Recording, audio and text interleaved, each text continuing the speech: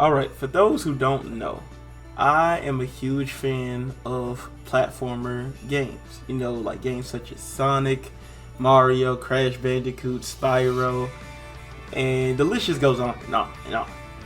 And recently, we've seen a resurgence of these games.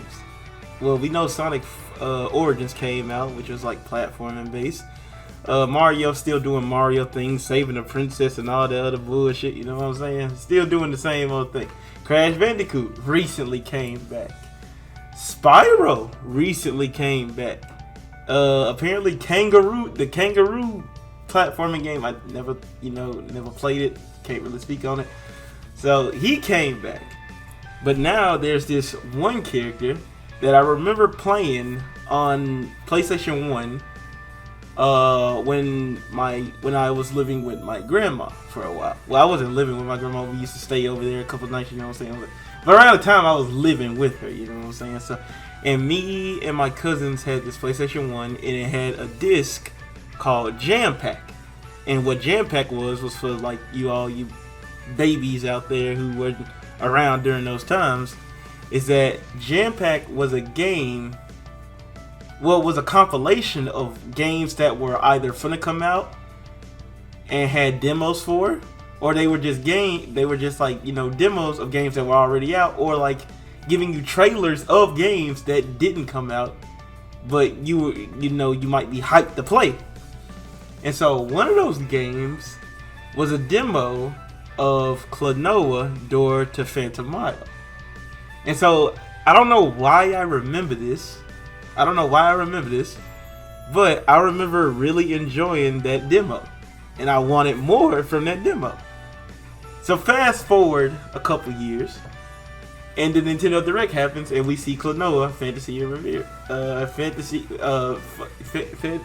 Phantasy Reverie series being announced for the Switch. And so recently, the Switch had a demo for it on the Japanese what's the name, on the eShop, and I decided to pick it up.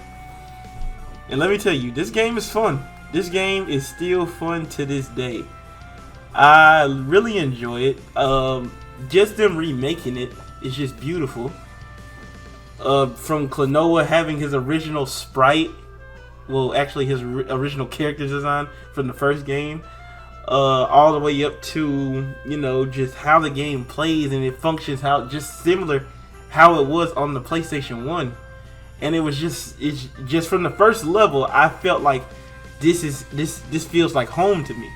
This is something that actually interests me, just like some of the other like newer platforming games that we've gotten, like New Super Lucky Tail. I love New Super Lucky Tail. But I feel like KLONOA is just like, you know, KLONOA did something unique. It was a 2D.5 platforming game that switched from a 2D axis to a 3D axis in certain aspects. And that would forever change the game of what a platformer should be. And so, with me playing this demo, right, I went into it not knowing, well, I kind of figured that the KLONOA demo was probably going to be the same demo from the Jam Pack disc years later. I figured it would be that way. So I was going into this demo not being surprised about most of the stuff that was in it. But what do you know? I was genuinely surprised at how much the upscaling, how KLONOA still act like KLONOA is still KLONOA. And they don't have the English. I never played the Wii version, never played it, so I can't really speak on the Wii version. But what I can speak on is the fact of how fluid the game was, how like, there is some frame drops. I'll give it that. There is some very questionable frame drops, but overall the game is solid. I have no issue with it whatsoever. Like, I was sitting there just enjoying how fun the game was. And this is just like, you know, me going off a demo. Of course the frame drops, it's noticeable, but it doesn't stop your overall experience of the game. And so while I'm playing it, I'm like, I'm really having fun with KLONOA 1. So what is KLONOA 2 like? Like, I never played KLONOA 2. I only played the demo of 1, never played the full game of 1. But I know it does have some dark undertones, kind of like how Kirby has dark undertones, like undertones and stuff like that. So I was going into it. I was like, oh, I really like this game. And then, like, bro, this game is just like beautiful. I'm gonna start off with the go off with the story. You know what I'm saying? The story. And all this is off top of the dome. I'm just excited for this game. You know what I'm saying? I feel like this is more natural for me to just talk about it, like as if I just seen it the other day and was just happy to see it. You know what I'm saying? So overall, I think the story of KLONOA 1 goes basically like you're this bunny cat kid, kind of like Chowder. You know what I'm saying? Kind of like Chowder. That's chilling in the woods with your little spirit creature. You've been friends for years, and then all of a sudden you see some darkness shit like I'm from Kingdom Hearts, and it just takes over the land, right? And so you have a dream about something crashing into this little tower, right? And then you just go off from there. Like, then you wake up and then you see it outside. It actually happens. So he goes to investigate what happened at the tower, and then you see Gladio, the main boss, and Joker, which is like his little henchman, the little turd burglar. Like, you just see him, and it's just like, oh, well, this is gonna be like, he's gonna be like a pushover. He seems like this. He takes like the woman, the lady from this fucking statue on the mountain, and he's like, yeah, I'm gonna need her for my evil purposes later. And he's going to fill the world. They cast me out, so I'm gonna take what I need. And yeah. And it's just like that, bro. And that's the story. That's like the story. But you kind of feel sympathy from the villain side perspective. And all this is just like, you know what I'm saying? Like, of course, I've seen like little, like, I did my research on KLONOA. Just know that I did my research.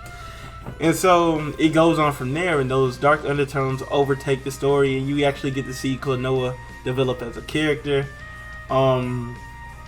And it is a sad story in video gaming. It's one of the saddest stories that I've heard of. I haven't played it to experience it myself, but I have heard it, and I don't want to spoil the game too much. But just going off of that, bro, it's just like KLONOA. It seems like the first KLONOA game seems like it's gonna be fun to play through, and I'm going to enjoy my playthrough of it.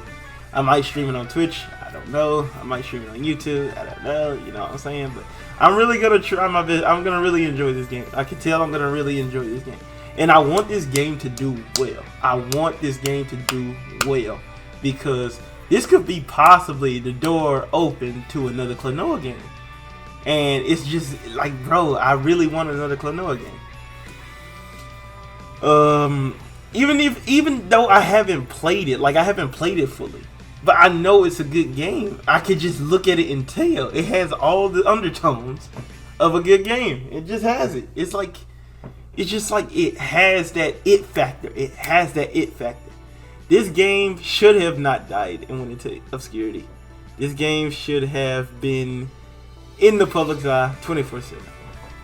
You know what I'm saying? But we're gonna tackle the gameplay. Now the gameplay is kind of, you know, simplistic. KLONOA has three things, well, like two things he can do: jump, shoot, and, well, double jump if you want to count the double jump. In the first game, KLONOA just, you know, you could just pick up enemies, shoot them with a wind blast, throw them, and that's pretty much it. That's all you need. It's simplistic, it's easy, and simple to understand. Is it the most in-depth? No, but you can, something as simplistic as this gameplay style can actually be used in more like creative ways, like how the platforming is set up, where KLONOA, there is going to be some stages that I heard from in this game that you're going to have to use the little wind ring that he has, and he's going to have to use it to platform, using enemies to double jump. And you can, it's crazy the amount of jumps or chains that you can get with the fucking wind ring. There's no like recoil, none of that shit, bro. It's just like it's just like, bro, it's just like there. And from the level that I played, I was trying to do some of these little crazy little things, and it was actually fun to actually pull it off, and it was rewarding. So I feel like KLONOA, the first game is very rewarding. And the second game, it's like, how do you take this simplistic game style, right? The simplicity of this gameplay style and make it better. I can't tell you anything about the story from 2 because they didn't really give you any hints on the story from 2, Lateya's Veil.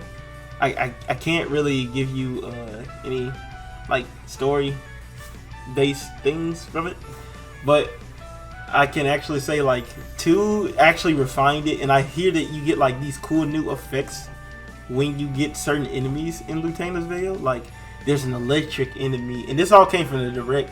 It's like an electric enemy, an exploding enemy, and they give KLONOA different effects and stuff like that. So that's cool. And then you also get like these snowboarding, like airboard sections, and that is very reminiscent to Sonic for me because I'm a huge Sonic fan. And I feel like KLONOA might just be the better, and it's crazy that I'm saying this, but KLONOA might just be the better of the 2. You know what I'm saying? KLONOA might just be like, Sonic is the overall cool character, but KLONOA actually has, I would say KLONOA has more depth to him. You know what I'm saying? Like he's more of a complex character. And this game like has some crazy undertones, like in terms of like stuff like depression, stuff like that. Like this game is actually like, it's deep. It's very deep. And I want to play this. I really want to play this game. There are a lot of collectibles in this game that I would show. Like there's a lot of collectible stuff that you can get.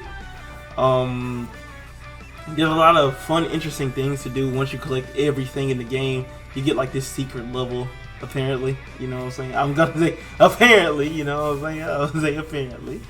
The wiki form say you get a secret level, so that's why I'm saying it. You know what I'm saying? Okay, but overall, I will enjoy this game. I will most definitely get this game, and I want everyone to support this game. Even if you're not a fan of platformers, even if you're not a fan of KLONOA, just please support this game. This game is beautiful. This game is beautiful. Now there are some problems with the game. I'm not gonna hold you. Like the frame drops, the textures of the game, not being inherently bad, but they're not the same as the original.